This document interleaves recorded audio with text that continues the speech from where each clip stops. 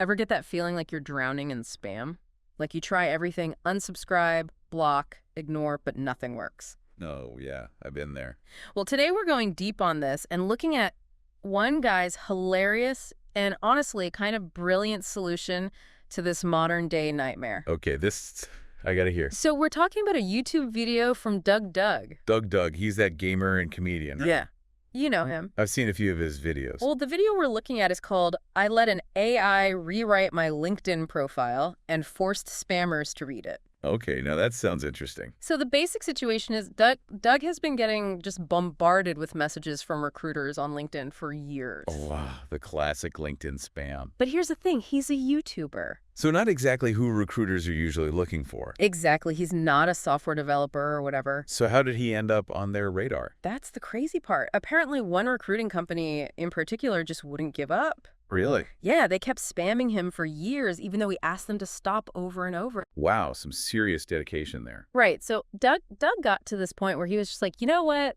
I'm done fighting this. And he decided to use their own spammy tactics against them. Okay, how do you do that? He decided to use AI to rewrite his entire LinkedIn profile, To make it less appealing to recruiters. to make it as unrecruitable as possible. Now that's thinking outside the box. So before we get to the AI's hilarious results, let's just quickly go over how this whole AI magic works. Yeah, come in. So Doug used one of those AI text generators, basically feeding it information about all of his past jobs. So kind of giving the AI the raw material and... Exactly. And the AI rewrites all the descriptions. Gotcha. And the really fun part is Doug gets to pick and choose from the AI's suggestions. Oh, so he's kind of curating the chaos? Exactly. He's making sure it's extra ridiculous. This is so interesting. Like, on one hand, you've got these AI tools being used for all these serious things. Right. But then you've got Doug using them to be creative and cause a little mischief. Exactly. So let's jump into some of the highlights. Let's hear it. Okay, so we'll start with Doug's job at Tempo Store. Tempo Storm, that's an esports team, right? Yeah. So at first, he had a pretty normal description for this job, Okay. but then he fed it to the AI and got this gem. Lead a huge team. A huge, high-powered, intimidating team, the likes of which you can't even imagine. Whoa, that escalated quickly. He went from, like, team player to corporate warlord in one click. I can see why he kept that one. It gets even better. Then there's his role as a teaching assistant at UC Berkeley. Oh. For some reason, the AI decided to throw in this whole story about training puppies. Puppies. Yeah, for a children's medical center or something. What does that have to do with teaching? Your guess is as good as mine. Sounds like the AI got a little carried away. Oh, and it also added this really creepy line. In the dark of the classroom, you would hear the students whisper, "Don't worry, we won't tell anyone." Okay, that's just strange. I wonder if those recruiters even read these things or just skimmed for keywords. Good question. Next up, his time as a programmer at EA. EA, the gaming company. Yep. This one's a doozy. So the AI claimed that Doug was like the mastermind behind all of EA's financial success. Okay. But then it added this weird caveat about him having a profound but sinister effect on their profits. So he's not just a programmer. He's some financial mastermind with questionable morals. Pretty much. And then just to make things even weirder, What else could there be? the AI added this broken link to a blog post by a guy named Brian Sumner. Okay. But Brian Sumner doesn't even exist. Wow, he's really creating this whole alternate reality on his profile. Right. Okay, now on to his summer job developing the P90X Android app. Oh, yeah, I remember that app. This one got a little too close for comfort. How so? Well, the AI wrote, "Two guys got me ripped in more ways than one." Oh, my. Yeah, Doug decided to edit that part. Probably a wise choice. Even with AI, you got to draw the line somewhere. Exactly. He also had to tone down a part about watching the girls while working. Changed it to children to avoid sounding creepy. It's like the AI is almost too creative sometimes. Okay, moving on. Now we have his role at ESL, a big esports company. I've heard of them. So for this one, Doug actually played around with the creativity levels on the AI. Oh, like choosing the spiciness level on a dish. Exactly. But instead of spice, it's nonsensical job descriptions. Makes sense. And of course, the higher the creativity, the more outlandish the descriptions got. I can imagine. His final description for this one ended with the line, "I'm not gonna lie to you," repeated like 5 times. I kind of love that it's just so blunt and honest, especially on LinkedIn where everyone's trying to sound super professional. For his Zynga internship, the AI went completely off the rails, bringing in all these random references to Jimmy Fallon and the Washington Capitol. Wait, what? How does those even fit in? No idea. They made it into the final description. The AI works in mysterious ways. And for his UC Berkeley education section, the AI came up with this hilarious description of his declining GPA. And then launched into this unfinished story about a stupid American accented voice at a movie theater. It's like a cliffhanger. And finally, we have the description for his actual job as a YouTuber. Okay, let's hear this one. This one's epic. The AI described him as a god who created an interdimensional sex simulator in Skyrim. Skyrim, the video game. Yeah. Like he went from training puppies to digital deity in one AI-powered leap. It's hilarious how he's using AI to just completely satirize this whole idea of creating the perfect online persona. Oh, and to top it all off, he changed his LinkedIn profile picture to himself wearing a Thanos bathing suit. Wait, seriously? I kid you not. That's amazing. Like he's just leaning into the absurdity. So it did all this work. I'm guessing not knowing recruiters.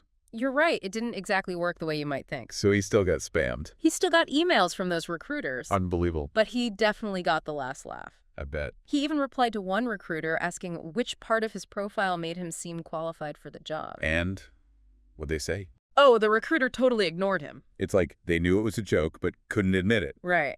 So what can we learn from all of this? That's a good question. Well, first of all, it shows just how unpredictable AI can be. Yeah, it's like you never know what it's going to come up with. But it's a powerful tool, you know? Definitely. But it also reminds us that even with all this technology, sometimes the best way to deal with spam is just to laugh it off. Can't take it too seriously. Exactly. And sometimes a little bit of absurdity is all it takes to regain control. I like that.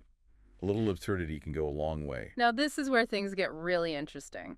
It's wild to think that this whole thing started as just a way to avoid spam. I know, right?